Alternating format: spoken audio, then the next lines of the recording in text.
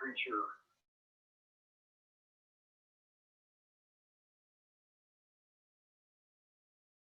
recording the program, so it will be able to be accessed after anyone after the fact. So, but it's too rare that in the current environment that people that might disagree or have different perspectives get on the phone and have a good conversation and try to reach consensus. So that's the objective of this panel. But I wanted to start out with opening comments from Center for Immigration Studies, which was founded, I believe, in 1985. Jessica Vaughn is the director of policy. She's been at CIS for 28 years. And Mark Krikorian, who's the executive director of CIS, has been, I think, with them since 1995, if that's correct. So you've been in this fight a long time, and wanted you to give a couple opening remarks. Primary issues we're going to be touching on is American worker recruitment, COVID and the program in the light of COVID, and then also we're going to touch a little bit on integrity measures and countering any sort of fraud and abuse in the program. So we'll first have Mark and Jessica give their opening remarks, then Leon, and then we're going to hear some stories from the states. We have 4 different employers on the phone, on the line, on the call. And then from there, we'll have a policy discussion and then have it open up to question and answer. So Mark, you want to take it away? Yeah. Yeah. Okay. Jessica and I talked. She was going to start for a couple minutes. However you want to do it. Go ahead. Go ahead, Jessica. Mm-hmm. Well, thank you for the invitation, Gray, and for that nice introduction. I just want to mention a couple things. And one is that the Center for Immigration Studies is a research institution. We don't do any lobbying whatsoever. Our mission is really to educate the public and to analyze visa programs, among other aspects of the immigration issue and the effects on American society. So, so you won't find us as lobbyists. So what I'd like to do, first of all, is to explain what we have found about what is going on in the labor market right now and how that relates to the H-2B program in particular. And I'm going to, Mark and I, when we do these things, usually I'm the numbers person. I'm going to run through some of the numbers that we've uncovered through our research, and then Mark's going to talk about some of the policy implications. So our seasonal guest workers needed in today's economy? No, our research on the H-2B program leads us to conclude that the president was right to suspend most entries under this program because seasonal guest workers are not needed right now. And in fact, this program, we find, gets in the way of getting U.S. workers back into jobs. We find no evidence that there's a shortage of U.S. workers or of unskilled workers or even of landscape workers, which is the largest category of H-2B workers. And the justification for having the H-2B program is because there is these visa workers are supposed to be available to fill a shortage, and we don't find one. And especially we find that there is no shortage now with the continuing pandemic shutdown. How do we know this? Even before the pandemic shutdown, there were millions of people out of work. And I'm going to go through some unemployment rates, and I want to emphasize that these are actual unemployment rates that do not take into consideration those workers who have dropped out of the labor force. So these numbers that I'm going to be talking about are actually in reality a little bit greater than is reflected in the official unemployment rates. In July, there were 9.5 million Americans and 2.5 million immigrants who do not have college degrees who were unemployed. That's 12 million US workers without college degrees who are unemployed. And these are the very workers that would be candidates for the jobs that the visa workers in the H-2B program are filling. This is double the number of people not working over the same time last year. And that's an unemployment rate for workers without a college degree of 13%. Now, it's a little bit less in some of the states that are where a lot of the H-2B jobs are, but even in Texas and Florida, the unemployment rate for unskilled workers is 10%. The teen unemployment rate nationally is 16%. And these numbers are a big improvement over April. So there are definitely available workers. And let's look at landscaping workers in particular, which again is the biggest category of H-2Bs. According to the census number, the unemployment rate for landscaping workers was 17.5% in April and is now about 8% in July. And that translates to 85,000 American landscape workers who are unemployed and 27,000 immigrant landscape workers who are unemployed. And so that's a pretty strong indication that there are available workers to take these jobs. But the most important indicator generally that there is not a shortage of workers is wages. We took a look at the wages of landscapers, for example, and found that in 2018, the average wage for a landscape worker was a little over $15 an hour, $15.23 to be exact. That's only 1% more than the average wage of a landscape worker back in 2010, which is before this boom in the H-2B program started. And so that's, if there were truly a shortage of workers, we should expect to see that wage growth for the people working in there, because when something is in short supply, then the price goes up. It's basic supply and demand, the rules of economics. But we haven't seen that. We've seen, sadly, wages are very flat for many of the occupations covered in the H-2B program. And by the way, the mean wage for H-2B landscapers that same year, when overall wages were $15.23 an hour, H-2B workers were making a mean wage of $13.27 an hour, which is significantly lower. And that indicates also why so many employers prefer to be able to use visa workers over US workers, perhaps. So our view is not that the program needs to be fixed, but that it's absolutely not needed, particularly at this point in time, because it is suppressing opportunities for U.S. workers. So, Mark, I'll turn it over to you and to continue the conversation. Thanks. Thanks, Jessica, and thanks for the invitation, Gray, and all of you for attending.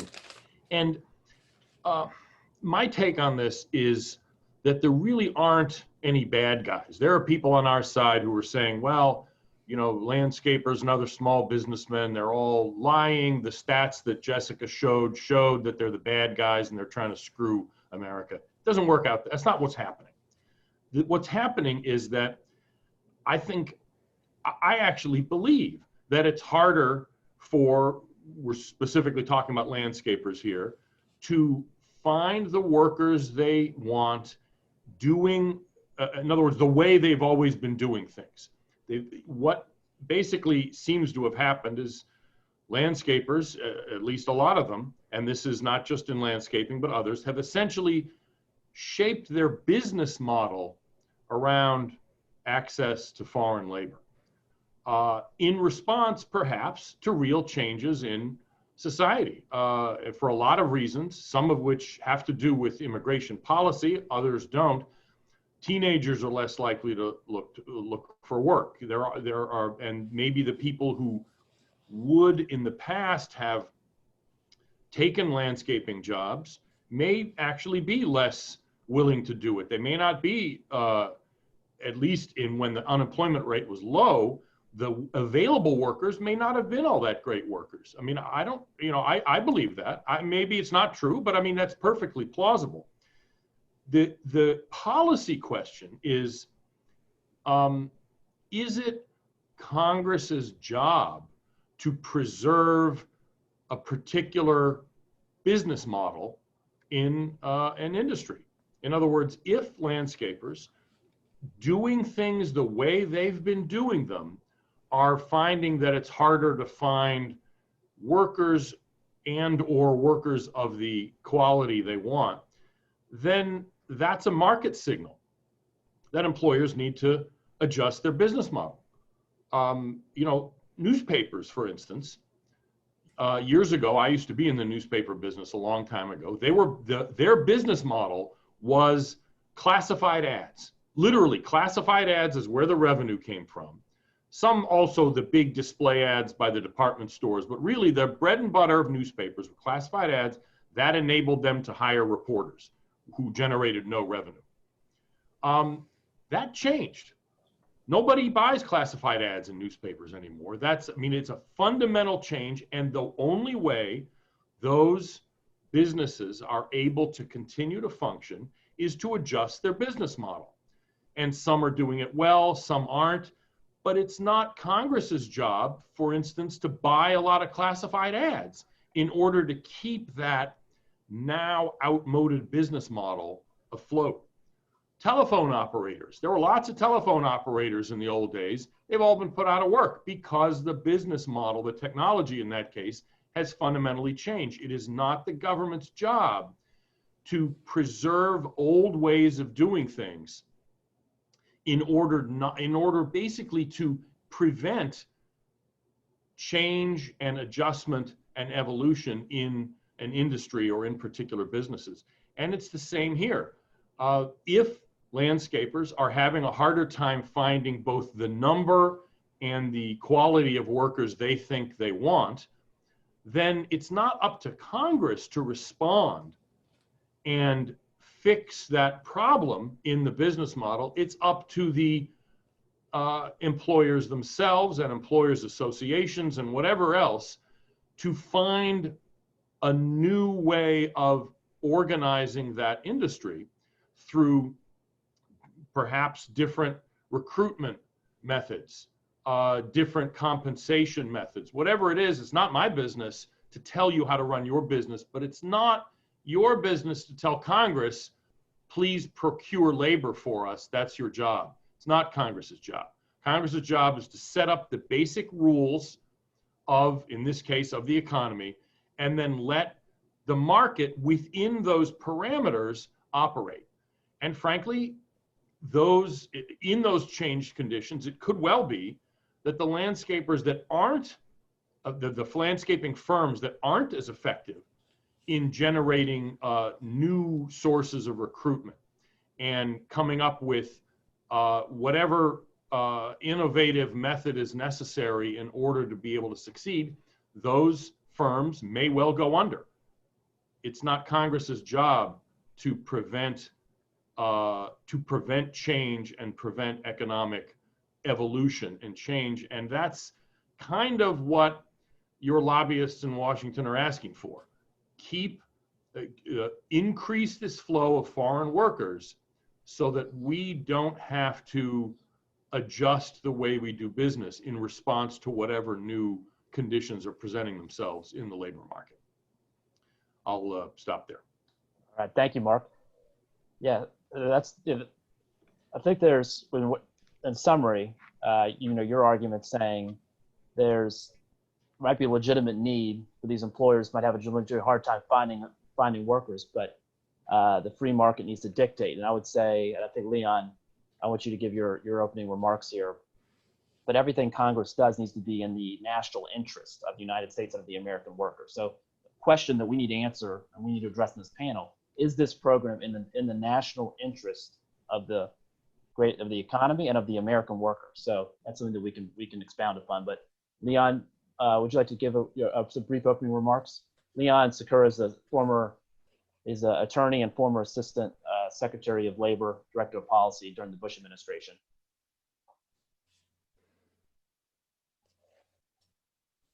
Leon, let's see if I can unmute you.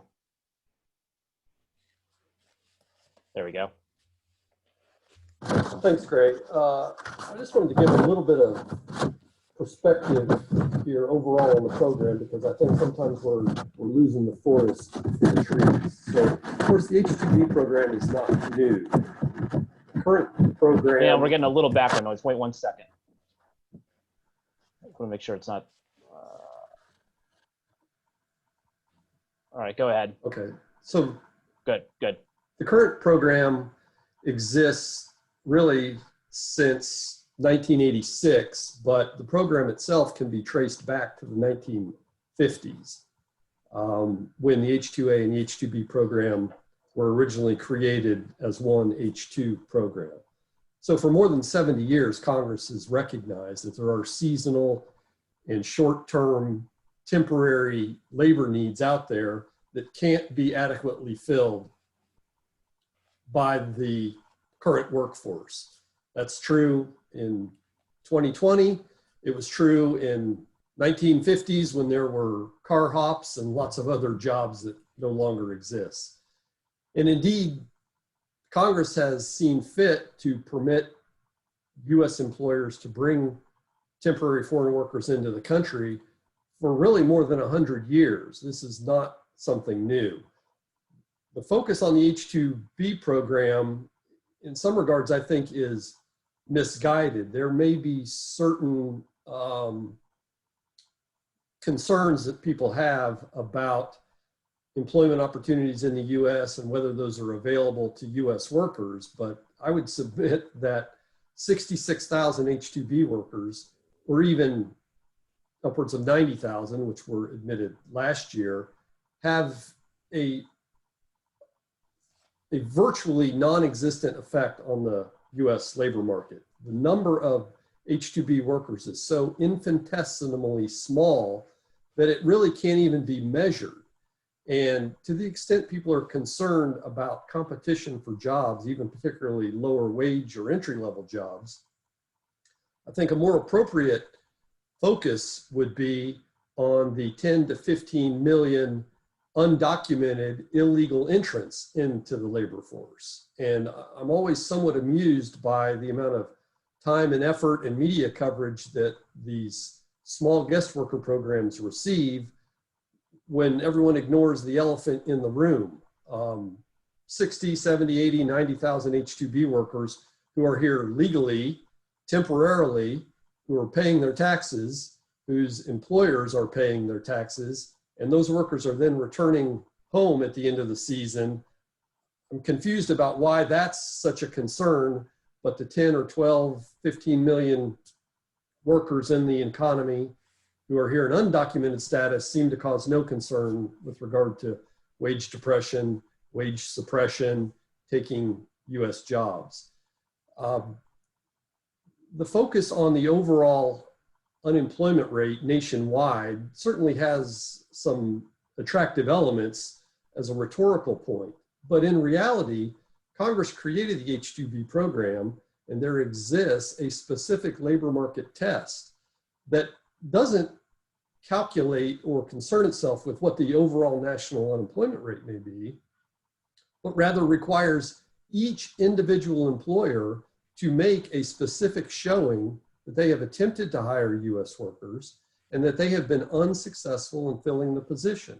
And the US government has to double check that and agree that in fact there are not sufficient number of US workers willing to take that job. And it's not just a wage that the employer makes up. In fact, the government mandates the wage, and they mandate the median wage. And again, we're not talking about a median wage in the overall economy or for an overall occupation. We're talking about a median wage in that specific locality, in that specific county, for that specific job. I don't know, frankly, how you could get more precise than that. We're not talking about average nationwide wages, which vary greatly from one community to the next.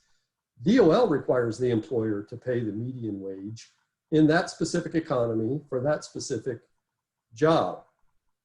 And again, that's a very exacting and particular requirement that applies to each employer, and each employer pays the appropriate wage in that locality. And I would add, I think employers are frequently not very happy with that wage calculation and think that in fact the government may be goosing the data a little bit and requiring wages that are actually even higher than the market wage.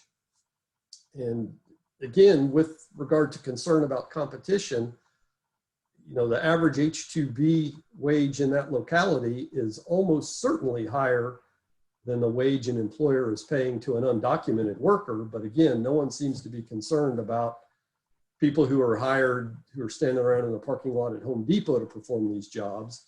And instead, folks get concerned about government mandated wages and other benefits being paid to H-2B workers. So I would say, just in closing, by definition, the H-2B program includes inherent protections that Congress mandated that ensure that US workers cannot be adversely affected by employment. And overall in the economy, 66,000 or even 100,000 H-2B workers is about, at 100,000 workers, it's about 0.06% of the US economy. There are 160 million people working in the US economy. It's hard to see how 60 or 70 or 100,000 H-2B workers could have any material effect on that. Thank you, Leon. So to further expound upon this, I would like to get some stories from the states across a cross-section of industries: masonry, quarry, and 2 landscapers. So Gary Woodworth from Gallegos Masonry, would you want to lead off? Yes, thank you, Gray. Gallegos Masonry, we're based out of Vail, Colorado. We do work in resort ski areas. We employ 300 full-time year-round employees across the state of Colorado. We ask to bring in 80 to 100 seasonal H-2B workers for our peak season, which runs typically April, May, whenever the mountains close, through December. We have used this program since the mid-90s. Our workers are often returning workers. They're coming back year after year. They've brought their kids with them as they age into the workforce. We've had great success with it. To Mark's point, we understand that there has been an evolutionary shift as the perception of construction. It's a physically demanding trade, and the young people are not interested in it. We drove into our children's heads that they needed to get a college education for the last 15 years, and we saw a decline in the number of those workers who wanted to enter the construction trades. We recognized that. We saw that 10 years ago. It was starting to wane. We as a company took on the expense of setting up our own apprenticeship program through the DOL certified program. We, I guess, launched that in 2013. Since then, we've had about 40 students enter. We've had 3 students complete.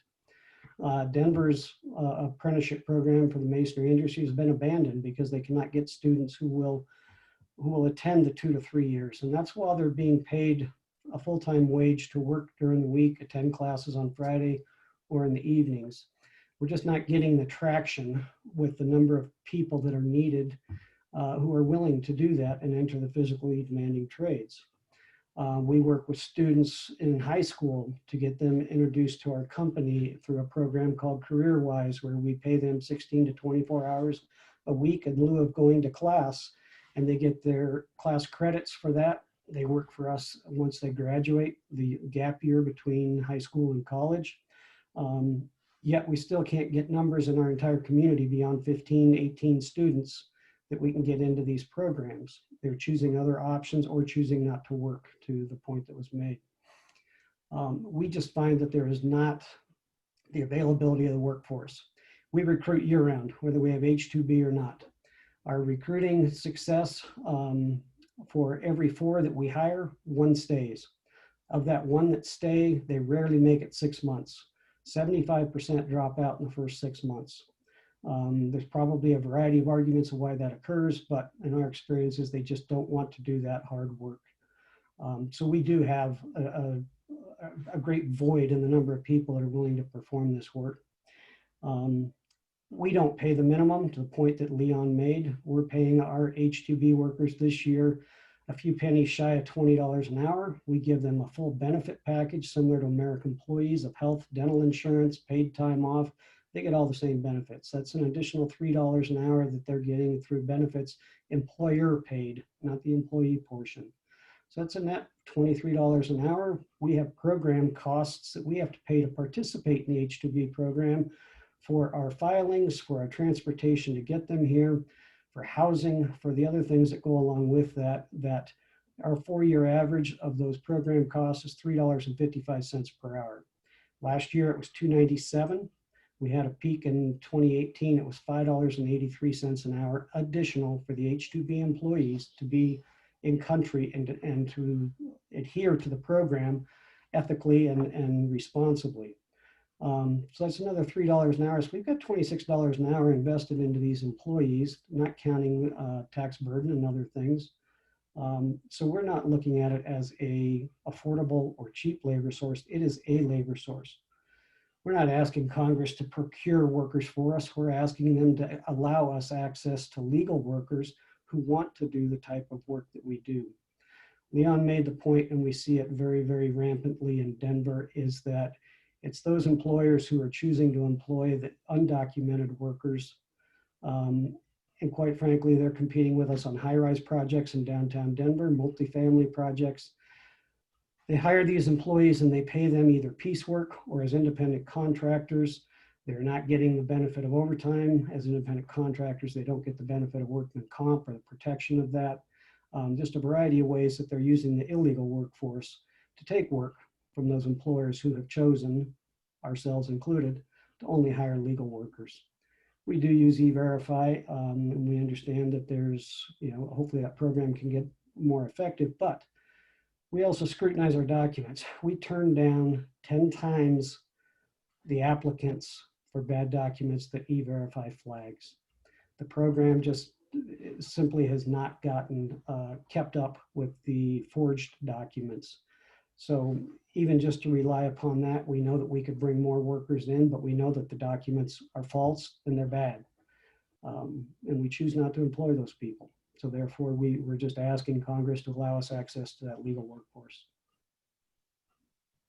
Thank you, Gary. I think that's a definitely a point of agreement between, maybe not total agreement. We as an organization, as an industry, we support E-Verify as long as there is a legal access to the protect American workers and access to a workforce, but we entirely would support in that situation E-Verify for all H-2B occupations. It's something we previously supported actually in the 2018 reform of the program that did not get passed, but was included in the bill. So appreciate it, Gary. Now, Danielle Bain, Quality One, are you there? Let's see if you're on the screen. Where are you? There you are. Let's see if we can get you unmuted.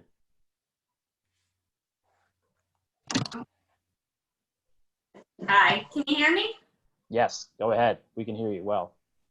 All right, well, thank you, Greg. Thanks for inviting me, and thank you, Jessica and Mark, for having this discussion with us. My name is Danielle Bain. My husband, Jesse, established Quality One Incorporated in 1991. We're a landscaping company. We provide mostly commercial landscaping services in a tri-county area.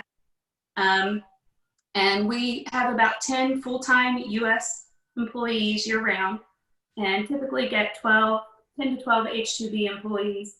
Over the last 3 years, we did increase from 10 to 12.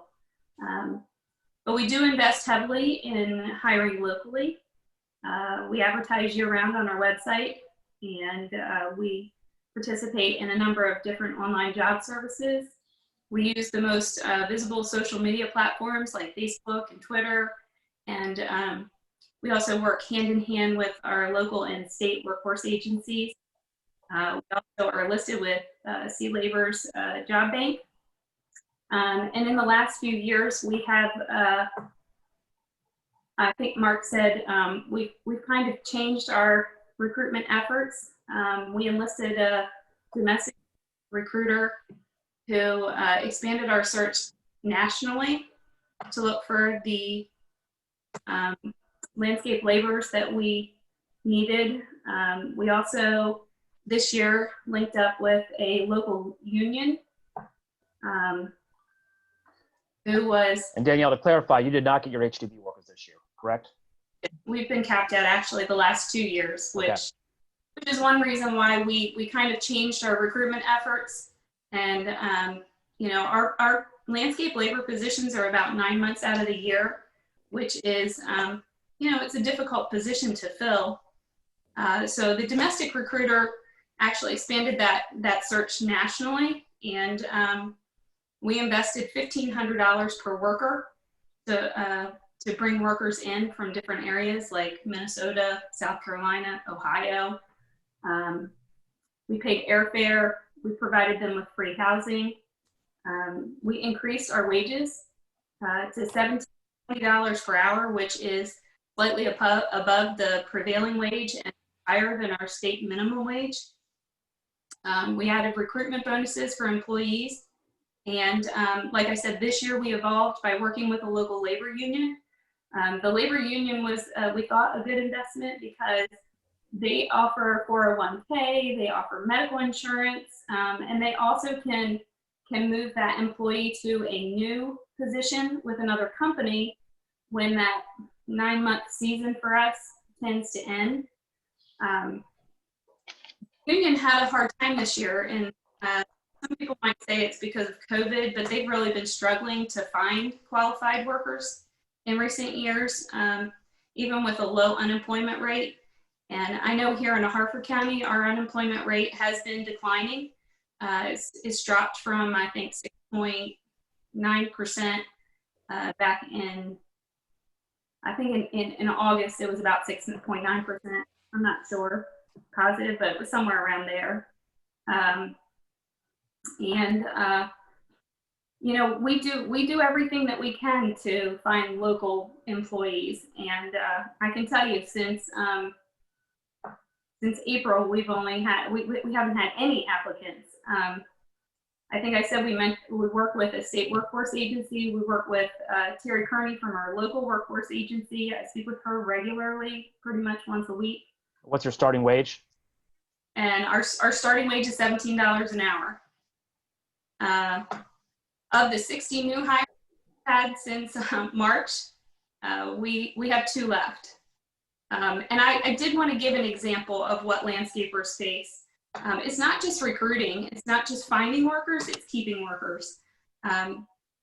Local labor union has been really great for us because they have reinforced our work environment is positive, it's healthy, we offer great incentives for our workers, and yet we're able to keep them for longer than most are gone by 6 months. But on Monday, September 14th, we had 5 no-shows at 7:20 a.m., which is the time that our trucks leave the lot. On Tuesday, we had 1 employee quit. We had 2 no-shows and 1 call out. We had 1 employee quit on Wednesday the 16th. We had 1 no-show. On Thursday, we had a supervisor just quit. No explanation, no call in. It makes it difficult to run a business this way, especially when you only run about 20 to 22 employees.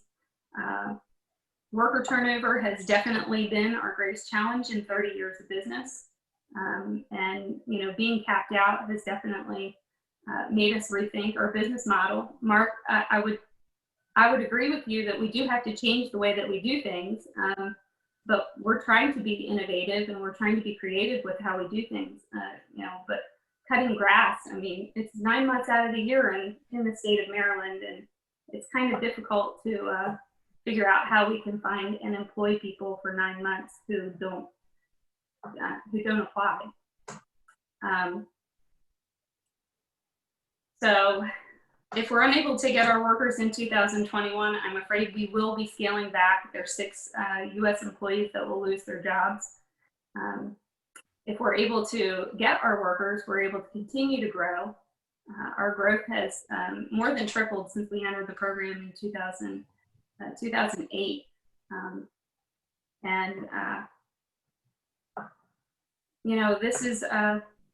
This is a big deal for a small company like ours. It really hurts when we can't get workers. So we're really open to suggestions and changing our business model and putting in all the effort to hiring Americans. But when we can't do that, and DOL kind of supports our efforts by certifying our need, we don't really know where else to turn. Anyway, thank you for having.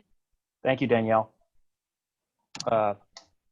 We have two more, and then we'll try to make it brief because we're already at 11:40 here. It's been an excellent conversation, and then we'll hit on some of the points that they've raised and continue the discussion. Mike Lehman from Singing Hills Landscape. You kind of expound on what Danielle shared. Let's see here. You need to unmute yourself. There you go. Well, first of all, Gray, thank you for facilitating, and Mark and Jessica, thank you for taking the time as well. I think this is a beneficial thing to actually hear practical, real-life examples of things that, in theory, I think we would all like to be different. Our company was founded in 1995. We've grown at a steady pace. It's been interrupted by two major factors over the years: the lack of H-2B visas on 3 occasions, and by the Great Recession, with virtually the same annual impact. We perform a wide variety of services, residential, commercial, and governmental clients. In 2001, we started using the H-2B program because we could find no seasonal laborers with valid papers. And we have voluntarily used E-Verify since inception, when it was called the Basic Pilot Program. And it is one of our commitments to doing things right, to try to have a fully legal workforce. We've grown steadily over the years, been able to hire more than 30 full-time year-round workers who are supported by roughly 40 seasonal workers. This year we were capped out. It's resulted in a year-to-date 25% decline in sales over last year, and a significant decrease in profitability, mostly overtime expense, because everybody who we can find has to work a lot of hours just to meet commitments that we had made, counting on getting our returning workers. On top of that, we had projected and budgeted for a 20% increase in sales. Those numbers are consistent with previous experience. We've been through it before, and it typically results in the same percentage decrease. Because of the cap, we were unable to support the planned hiring of an account manager, a project manager, a CFO for our company. We're growing to the point where we really could use that. And an additional landscape designer. Nearly $300,000 in additional payroll that did not happen for the local economy. We've used numerous recruitment methods, newspapers, job fairs, job boards, to assert that employers don't adapt. It takes a lot of imagining that we aren't desperate to get people in any way, and that we aren't doing everything. And Mike, I have your pie chart that you created here on the screen that everyone can see now. Oh, okay. So you can walk people through that. So there's the pie chart there is really the recruitment results for this year, and it's on my small screen, so I'm not able to read it very well here, but I think everybody can read it. You can see all the sources we've used, and how many people showed up, how many people didn't. And currently working are 12 out of 46, which is higher than most years when we don't get our laborers through the H-2B program. Most years, those that are recruited, we might be lucky to get 5, and 1 or 2 might stick around. So I think our experience mirrors the experience of the other companies. If we don't get visas next year, it'll be impossible to fill the 3-4 key positions that are open, and it makes it impossible to meet our growth goals. One of our goals is to basically turn the company into an employee stock ownership program. Our intent is to donate about half of the stock, because we believe our employees contributed sweat equity that made the company what it is. We can't do that without the stability that H-2B provides. For employers, the academic considerations and statistics really don't change reality. And I think I would love to invite Mark and Jessica to come visit Denver, take some time for the mountains and visit our company and see what it's like up close and personal rather than through the statistics and the aggregated numbers. I think you'll find a different story than what is often assumed. Reality is teenagers can't work from April to November, and we do employ teenagers in the very short season that they can work through the peak of the summer. Reality is many of the so-called unemployed really don't want to work. Many are addicts. None want to return to seasonal jobs year after year. The beauty of H-2B, I think, is that experienced workers in whom we've invested training return year after year and support an economy that wouldn't otherwise exist. And I think another fair policy question to ask is it small businesses' job to provide social engineering services? So thanks again. So Mike, one quick question before we go to Greg. You bet. How many H-2B workers did you apply for this year, and how many full-time year-round American workers do you have on staff on payroll? We applied for roughly 40, and full-time American year-round workers, we have a little over 30. We've managed to hire the 12 seasonal guys this year, which is, COVID has saved us really, because with the normal numbers, we would have been completely upside down. As it is, we're probably seeing at least a break-even year. Thank you. All right, Greg Osterhout from Northern Stone.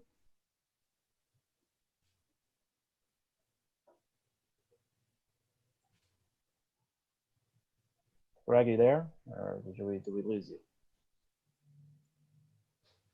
There we are. Let's see. Did it work? Greg, I'm just going to unmute yourself. There okay. Yes, thank you for the opportunity to be on the call and to talk. In the background, I'm not actually sitting in the mountains, but that is where I would be if I wasn't on the call. That's our quarry in the background. Our company, Northern Stone Supply, was established in the 1950s. I'm the second owner. We were officially incorporated in the state of Idaho in 1972. We entered the visa program in the early 1980s. We did that as an attempt to legalize our workforce, because that quarry sits at about 7,000 feet in elevation in Idaho, where we get a lot of snow. We count ourselves lucky to start in April, and we're usually driven back off the mountain by October. So we have a 6-month season. Basically what our company does, the push in the summer, is to get material off that mountain and down into the valley. Once it's in the valley, we do have enclosed shops where our year-round workers continue the processing and preparing the product for the market. So we have a large push every summer that enables the company to operate and to provide product to our customers like Gary, year round.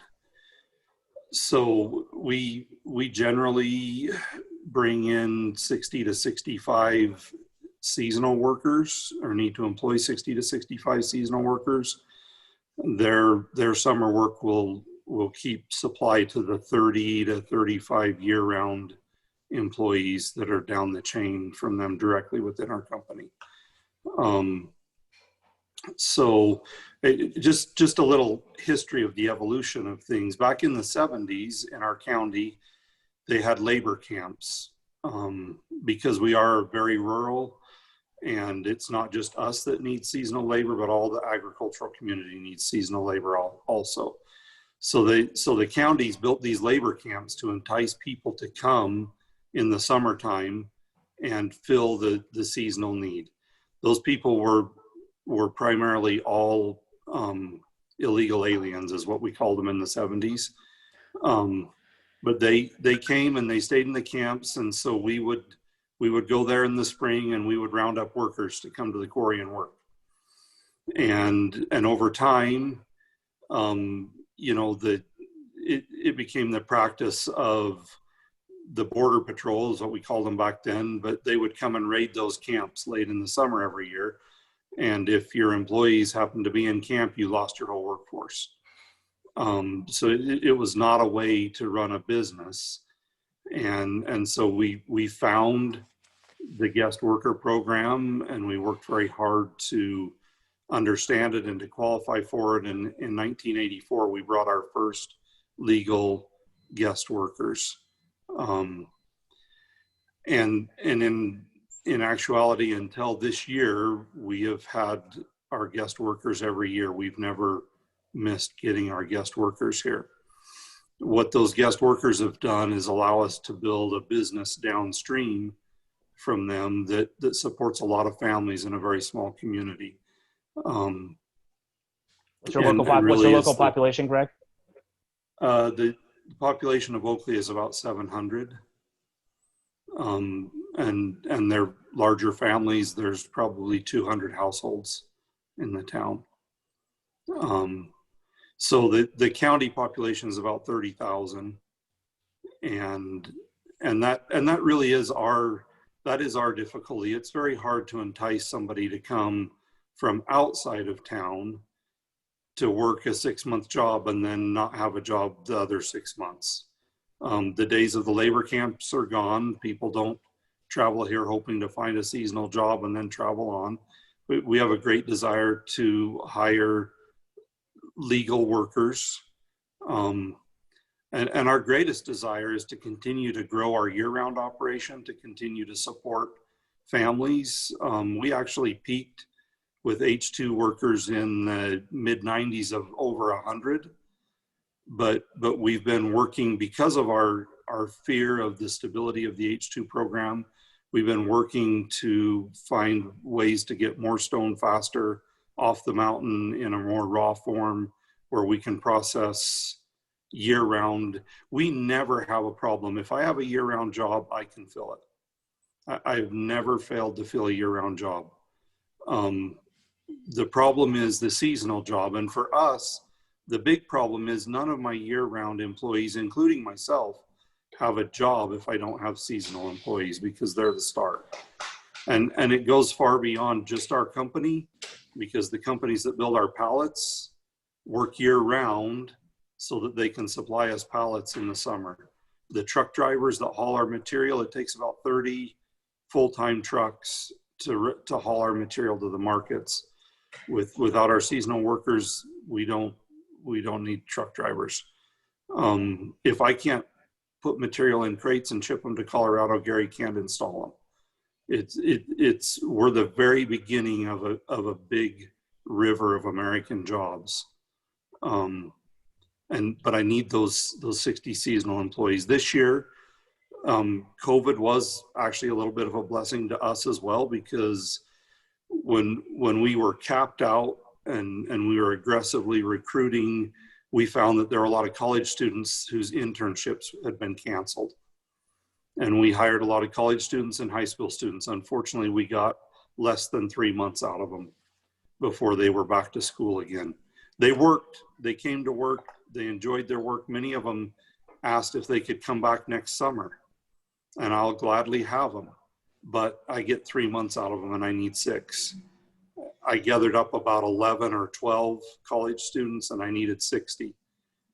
I got those by calling. I have kids in college. All my friends have kids in college. I called every phone number I knew of a parent of a college student and asked them if I could employ their child this summer, just to try to preserve our year-round crew, try to put enough stone down that I don't have to lay people off in January.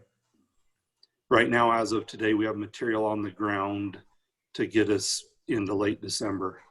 And then my year-round crew starts facing layoffs because I've got nothing for them to do. And that's where we are when we can't get a seasonal workforce. Thank you, Greg. So I want to shift the conversation discussing about American worker recruitment. And I appreciate you all sharing your stories. I jotted down a few methods you are using between your website, Facebook, Twitter, State Workforce Agency, the Sea Labor Jobs Bank, Indeed.com. So to Jessica's point, and Jessica and Mark, you can expound upon this if you have any questions or any comments you want to make. I want to give you guys the floor. But these jobs, you're talking about the unemployment. We're talking about the unemployment rate going up because of COVID. The problem we're seeing here with these employers is you cannot force a worker to take the job. They can advertise the job, they can give every benefit, they can increase the wage, but if a worker's not going to take the job, they can't force a worker to take the job. And then I think Greg and others, with the point you made, is these workers are supplementary to your full-time year-round American workers. They support your American workers. And without your seasonal workers, it puts your American workers' jobs at risk. And so to Mark's earlier point in the conversation, do these businesses need to adapt their business model? But the whole genesis of the point for the program is it in the interest, in the national interest of the United States of America? Is it in the interest of the American worker? So I think that's a question. I think the employers would argue yes. I think Jessica and Mark would argue no. But I think we can agree that they are making an effort to try to find American workers. And so if there's any other methods they need to be using, if we can get more creative, I think any of these employers on this call are all ears, because when they've been faced with being capped out and downsizing the business they spent their lives building, they certainly are willing to hear. So we're willing to work with you and to come up with any other methods you think might work, or any other solutions. So Mark and Jessica, I want to give you the floor, and if you have any comments or anything else you want to add to this discussion on the American worker recruitment, please do. Thanks. Yeah, I wish I was an expert on recruitment and could tell you where to and how to get those available U.S. workers out to the jobs. I mean, it sounds like a lot of you are trying to work harder to recruit and to find them and to match them up with what you have available. I mean, but that is how our market works, is that you've got to compete with other employers and other opportunities in our society to get those workers there. But I want to talk about one point that I see made often from some folks within your association, and that is that the visa workers save or preserve jobs for Americans. And I would just submit that there's no reason hiring an American worker can't do that same thing, that it doesn't have to be a visa worker to sustain these jobs for Americans, that it can be another US either native born or immigrant worker. Maybe it's a refugee who's been recently admitted into the country and is looking for opportunities. I mean, I don't think it's fair to say that, nobody will do seasonal work, because throughout, our history, people have done seasonal work. It's simply that you've got to find a way to attract people to the job. I agree, you can't force somebody to take a job, but you can incentivize them. And because there are so many US workers who are not working in jobs that they would like to have, or who have dropped out of the labor force, I would submit that while I agree with Mark that it's not the government's job to find foreign workers for you, but there may be something that the government can do to help match up available US workers with employers who need workers. And that is potentially something that's a legitimate government function. But again, I wish I had a magic answer for you on how to do that. I think it all depends on your location and the type of work and the pay, as well as the competition that you have for attracting those workers. Yeah, could I add a couple of points here too? Danielle, you had described how you guys are paying airfare for some people to travel to where you are, providing housing, recruitment bonuses, you're recruiting out of state, you're partnering with a union. One of you had said, Greg, I think you were calling up college students and you found some of them, maybe not enough, but you found them. None of those things would have happened if H2B visas, more of them were available. In other words, those kind of sort of extra and innovative recruitment actions only happened because Congress didn't give you even more H2B visas. So in a sense, that's actually proof of concept. The fact is that there are things that employers can do, and it's not for policymakers or for me to specifically tell you, okay, you should be paying airfare and doing X and doing Y. That's not my business. That's what you as small businessmen have to figure out. And let me just parenthetically add, I appreciate the difficulty of running a small business. Not only do I have a small business, my mother owned a small business, her father owned a small business, and my father's father owned a small business. This is not an alien concept to me, but we also operate within a free market economy. And if it's difficult to find workers, then that's something that everybody is going to have to confront and try to deal with. Related to that point, if crooked competitors of you guys are using illegal immigrants, and I have no doubt that's the case, that's a pretty strong argument for a high-profile defense and even demands for more vigorous enforcement of immigration laws, because it's the people who are using illegal workers that are making it harder for you guys. Because even if it were harder for you to attract labor, if those using illegal workers are not able to employ the techniques you're using to recruit and retain labor, then they're at a disadvantage and you're at an advantage. It still will be difficult, but your comparative disadvantage with whether it's construction companies or quarries or landscapers that are using illegal workers disappears. And the last point I wanted to make is that the part of the problem here, in fact, it seems to me maybe the key problem from what some of you have said, and it makes sense, is seasonality itself. It is entirely plausible that in a modern, developed economy, the late workers are simply going to be much less interested in seasonal work. That seasonality itself is an anachronism in a developed economy. And I don't have a good answer for you there, but I remember talking to a farmer in Virginia when I used to be a business editor at a newspaper, and he had an apple orchard, but that's a season. Harvesting the apples is seasonal, or at least most of the labor was seasonal. So what he did was also go into tomatoes, and he also went into the nursery business, or the precursor to nursery, where they raise the stuff for nurseries, in order to stretch out the work for the seasonal workers and make it less and less seasonal. The goal being to end seasonality altogether and hire people full time. That might mean costs go up. It also might mean the price of landscaping for commercial landscaping, commercial, office buildings goes up. It might mean the cost of whatever it is service you provide has to go up. And people are then going to have to decide, the owner of an office building, is he going to have landscaping services 8 times a year or 4 times a year? The industry, the sector itself may in fact contract. That's kind of the way the cookie crumbles if the conditions within which that industry operates fundamentally change. And I agree, we've got way too many people thinking they should be going to college and that's the goal.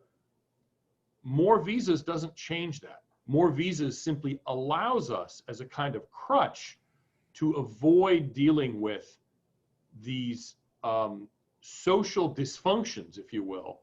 I think the excessive college is one of them that creates the problems that you and frankly a lot of other employers have to deal with. It's more visas, whether they're H-2B, whether it's H-2A, these all add up to a pretty large number. It's not any one of them is small, but any one snowflake is not responsible for the avalanche either. You add all of these visa programs up and combine it with illegal labor force, you eliminate the incentive broadly in our society to actually fix the problems that are leading to the difficulties that you and a lot of other employers and a lot of other industries are facing. It doesn't fix the problems, it's a Band-Aid. And policymakers need to look to how to address the problem, not just kick the can down the road. That's it.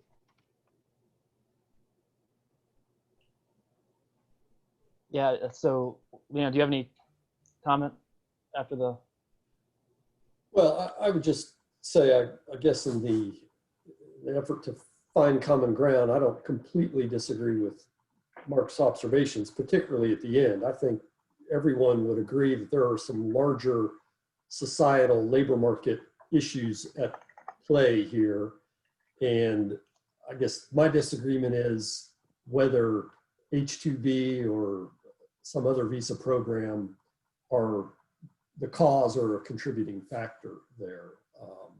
The fact is, over the last several decades, there has been a significant increase in government efforts to provide continued unemployment benefits and other social services to people that effectively reduce well, they don't effectively, they do reduce the incentive for people to seek work. And certainly there's been a lot of discussion during the pandemic about the additional unemployment benefits that would result in workers being able to make more sitting at home collecting unemployment than they would working a job at $15 an hour.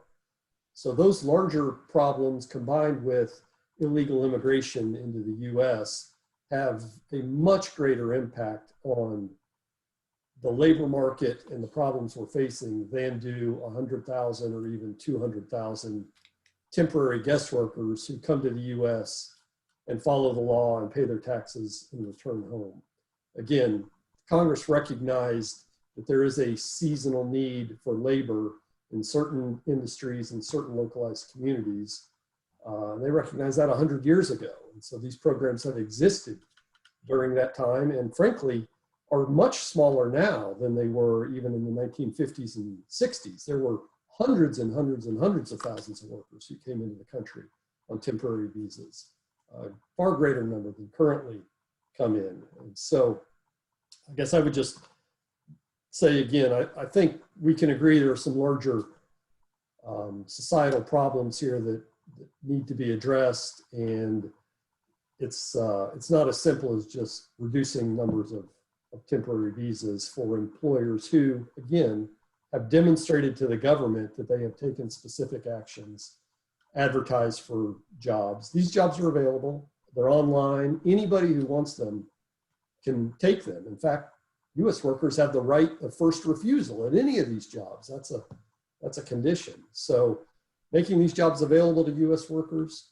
at a heightened wage rate, if Americans don't take them, then Congress has recognized there needs to be an outlet, an opportunity for those employers to still fill their labor needs to preserve their US jobs and to grow businesses. And until the time, I guess, Congress addresses the larger societal ills affecting the labor market, I would argue that we need to continue these guest worker programs that Congress set up decades ago. And I think to Mark's point, Leon, Mark was saying that some of these additional recruitment measures that these employers are using is proof of concept of why the extra additional visas aren't needed. And if you do all these, more American workers will come. But I would say, even with those in this call, you may have gotten a few people. I think, Mike, I had you down at 12 you have right now. Danielle, I forget, would you say 6? But for Gallegos, I mean, Gallegos, you run a DOL certified apprenticeship program, exactly what we should be doing. I agree. I think that's part of the fix to the structural problems we're talking about with people too many people going to college and accumulating massive amounts of debt. And so Gary's done exactly that. I said, okay, so let's look at Gary. Why has he not had success with very high wage rate? And, I mean, if you get started in that apprenticeship program, you're going to have a pretty darn successful career making 6-figure salary.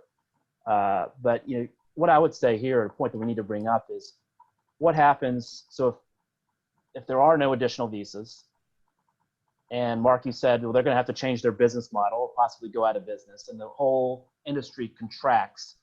What happens to, they say, the 300 American workers at Gallegos? What happens to the 35 American workers at Northern Stone, the 30 at Mike Lehman's company, and the 10 at Daniel Bain? So I'd say we also have to talk in that there are American workers that depend upon these jobs, and maybe they wouldn't all be eliminated if there were no guest workers. Maybe they'd have to really scale back substantially, and they might have half that amount. But I think that does have to be taken into account, and I think each person that's I don't know if they brought up would tell you. I don't think they touched on when they started in the program how many full-time year-round American workers did they have, and how many do they have now. And I'm sure every single one has increased as the number of guest workers gone up. So has the number of year-round American workers. So I don't know if anyone wants to expound upon that, but we'll wrap up here in just a minute. I know we're about 10 minutes over time, but appreciate everyone's time. Well, I know there were some other people who wanted to talk, but I think the point that you just made, Gray, is why it is so important to try to move U.S. workers into those jobs, not to simply default to hiring the visa workers year after year. And that's what was behind the proclamation that the president issued, was to incentivize American employers to cast down their bucket where they are, which is here, and take up some of that slack. Yeah, I think that's absolutely a point of agreement between us, is that we want to protect American workers, need the first right at the job. And so if there's anything additional, if there's some creative measures these employers have used that we need to discuss about, the Department of Labor just recently ended newspaper advertising and went to online advertising. So that was one positive step, we thought. But anything else that we need to do to make sure these jobs are available, are made of, everyone's aware of these jobs, is we're certainly willing to work with you on, and work with Congress on, and the administration. So that's definitely a point of agreement. Well, the staffing companies certainly play a big role in recruiting the visa workers, and it would be nice if they would put that effort into recruiting workers from within the U.S. Well, yeah, I mean, do you have time for a couple questions from the audience? Yeah. Okay, I'll take a couple. Let's see here. Let's see, Sean. Let's see if I can find Sean.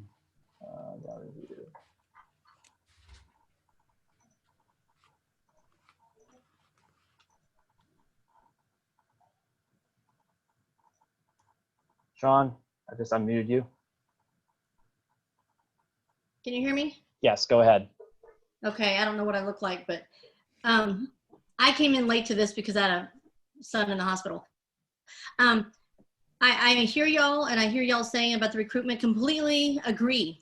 But if the government keeps paying people more than we can pay them to stay at home, incentivize them to stay at home, incentivize them not to work, the education system in America incentivizes them not to do any manual labor. I have had this company 30 years. I have been in this program for 16, and nobody wants the job. And when they do take the job, they are literally just taking it to try to file unemployment later from a fake back injury or something. I maybe have one person stay out of 50, and I've had hundreds and hundreds and hundreds of employees, Americans, Hispanic, all working. And for y'all to act like it is our job to fix the broken system the government is literally building against us is insane. We have 60,000 H-2B workers that come into this country. We're asking for double that when there's millions and millions and millions of Americans working. We're talking about a fly in the ointment. We're talking about a grain of sand in the tons of grains of sands that are working. I don't see what the big problem is. If every laborer that's coming in that is digging the ditches that the college educated American worker is running the crew for those ditches. You're telling me, have you met any person in Congress, any person that raises a son to be a laborer or raises a daughter to be a laborer? Name one. I've never met one American that is raising their child to be a laborer, digging ditches and mowing yards. And I do not care how much you increase the price. There's only so much that someone can afford to mow a yard for. And the city and the city entities require you to mow it after a certain amount of inches. So your schools, the highway department, I work for TechStop, the highway department, the schools, the office buildings, they're all required to mow.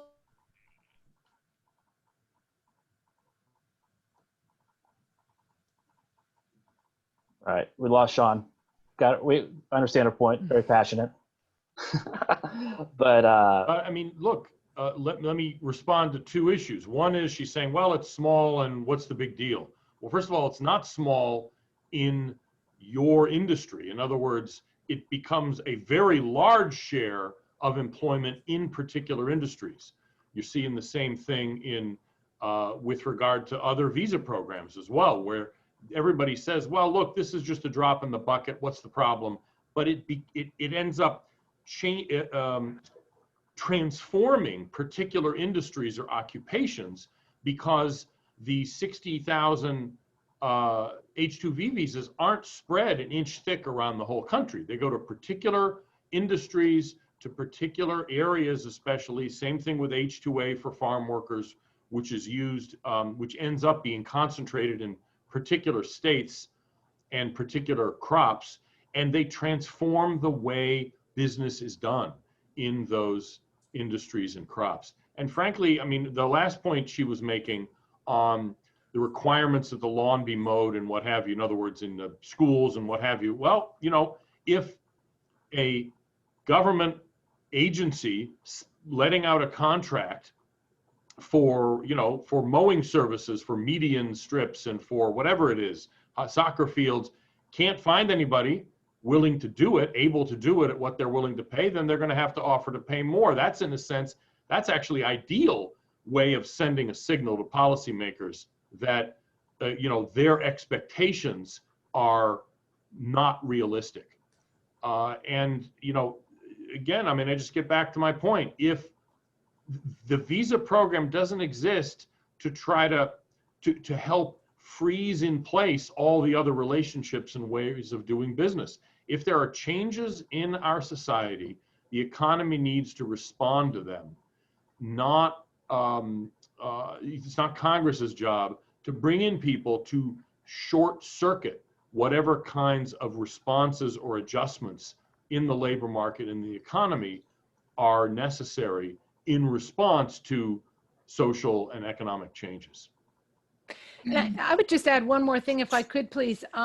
This idea that these are jobs Americans don't want to do, that's just simply false. More than 2/3 of landscape workers in America are native-born American, and there are a lot of immigrants as well, but most are American. And you know, maybe some parents don't want to. I mean, my parents didn't, to quote her, raise me and my siblings to be landscapers, but my brother was a landscaper, did that while he was in college, even actually in high school, went to college to become a landscaper and own a landscape design and perennial business himself. I mean, I worked as a carny and a waitress and making beds in a hotel. There is a time when most of us, I think, have done that kind of work.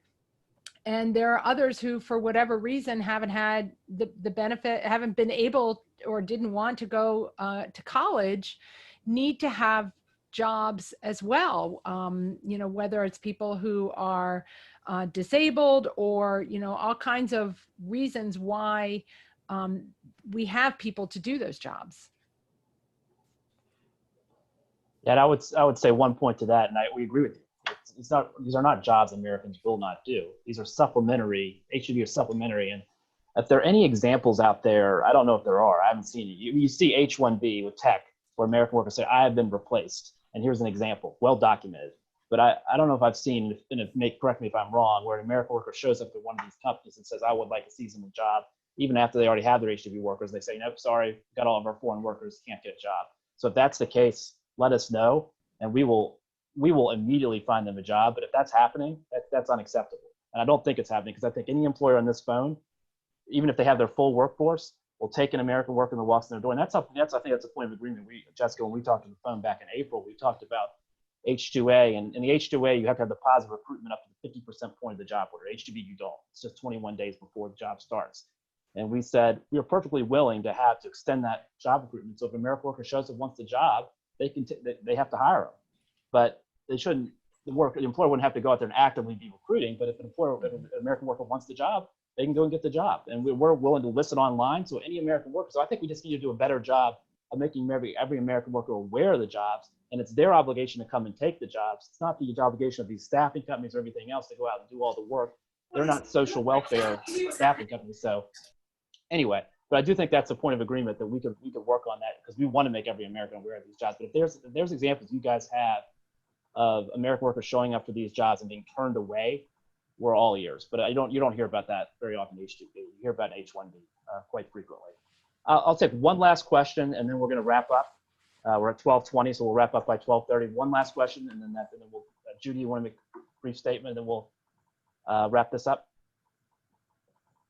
Let me unmute you. Go ahead. Thank you. So I very much appreciated putting this talk together. I've learned a lot. I am a little confused though, because as a Center for Immigration Studies, it seems like you're talking about a lot of policy. I am a landscaper on Long Island. So we have a 7+ million population. And so far from what I've heard from you is that as I try to recruit and look for people, I am doing something wrong. And there's something wrong with my business model, because I can't find in the 7 million people that live on Long Island, people who want to work in my seasonal business. I'm looking for then what you think it is that I should be doing differently, because I have done everything all the other people you've heard speak do. I have a full-time sign out by the road. I try to recruit year-round. I put up ads in papers. I put up ads in computers. I put up ads in delis. I put up ads in barbershops. I look for people. I raise my rate in which I employ people. I am employing people at $18 to $20 an hour as a starting rate. And there is not even, the phone doesn't ring. So I'm not sure what to do. I'm looking for what your policy then is on what should happen to my business, because I am not finding people. I'd love to hear your feedback. I've heard you mention change how I'm structured. Look for other companies that don't need employees from April through December, and somehow together we join our employees and we can create a migrant labor force. I'm not sure what it is that you're suggesting. Well, I'll take this one. I'm not giving you I'm not telling you how to run your business. I'm telling you, you don't get to demand that Congress provide you labor. If a auto manufacturer decided to build a plant in the Nevada desert, and then there was nobody there to work in the plant, he's got no business calling up his congressman and saying, hey, get on the stick here. Where are my workers? And I don't want to sound dismissive. Right? I don't want to sound, sort of dismissive or contemptuous here, because I know this is a difficult thing to be doing, but it's not the government's job to provide you with labor. You have to work within the confines of the existing rules. And that might mean some businesses that can't pull that off go out of business. That's not a good thing, but it's something that happens in a capitalist economy. New companies are founded all the time. Old companies go out of business all the time. And it may well be that some of the sectors that are using H2B, the changes in the labor market mean that some of those companies aren't going to survive. Others will have to change the way they do things. That's an unfortunate reality of a market economy. And again, I don't mean to be flip or dismissive. I don't mean to say that this isn't lead to unpleasant consequences for people, but that's the way it is. You know, people go out of business all the time. And So it's okay that there are other companies that are succeeding with undocumented workers. no, it's not. Okay. No, it's not, which is why we have spent 35 years, 35 years pushing for enforcement of immigration laws against crooked employers. And for far longer than that, employers, organization lobbyists have stymied the efforts to enforce immigration laws to the detriment of legitimate employers. And you know, your concern there is not with me.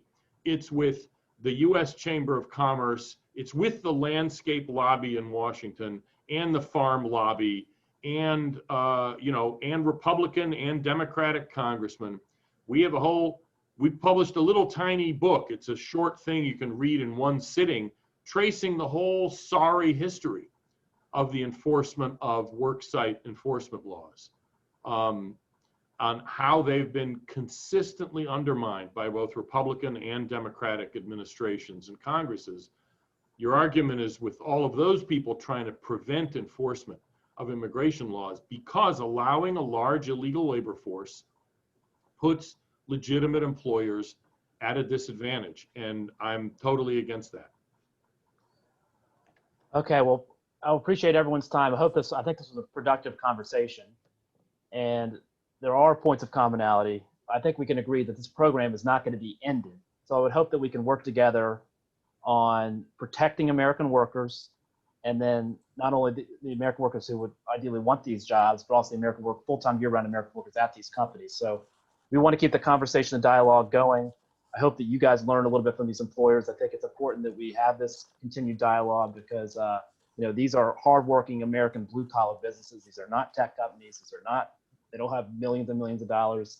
They don't have our lobbying budget is not like Facebook and Google and all these Indian outsourcing companies. So I think there is a lot of commonality, and we're trying to do it the right way. All these employers on this call, there's 115 on, are trying to do it the right way. You saw Danielle Bain. I mean, small companies that would not be using this program unless they really, really had to resort to it. So, and there are I think we agree there's some structural problems in our economy that need to be fixed, but those are some issues Congress needs to fix. And when you're employing, and right now you have Congress giving American workers $600 to stay at home instead of working, that's a problem. But those are things that are beyond, we have to control what we can control. And we hope to be able to work with you on a solution that benefits American workers and these seasonal businesses. So appreciate you taking the time, and thank you everyone for joining the call. Thank you, Gray, and everybody. Yeah. Thank you.